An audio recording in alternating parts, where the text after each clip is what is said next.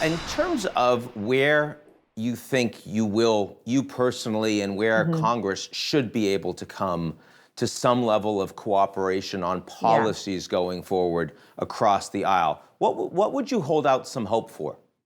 I'm going to hold out hope for transportation infrastructure. That is a package that we've been talking about for a very long time. The hiccup will be, how do you fund it? Because oftentimes we get these grandiose packages and have no way to fund roads and bridges and infrastructure projects. Now that the Democrats are in charge of the House and Senate, should the Republicans start paying more attention to fiscal responsibility?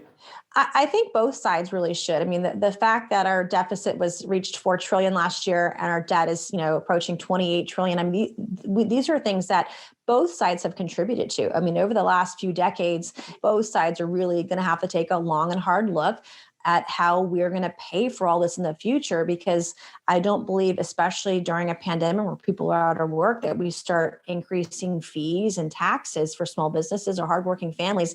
That's not going to solve the problem either. The poor are going to get poorer and the rich will get richer.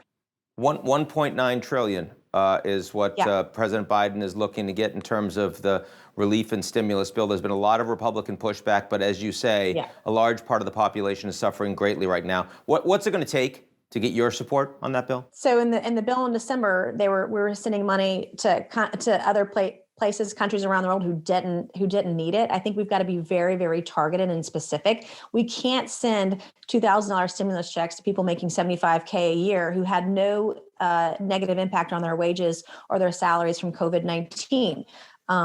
Whether the number is $1,000 or $2,000, I don't think is as relevant as who's actually going to get those checks.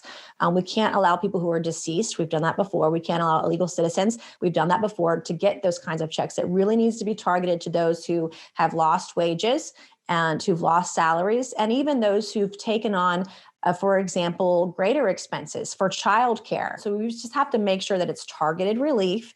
And that we're not doing more harm than good to our economy and getting it restarted.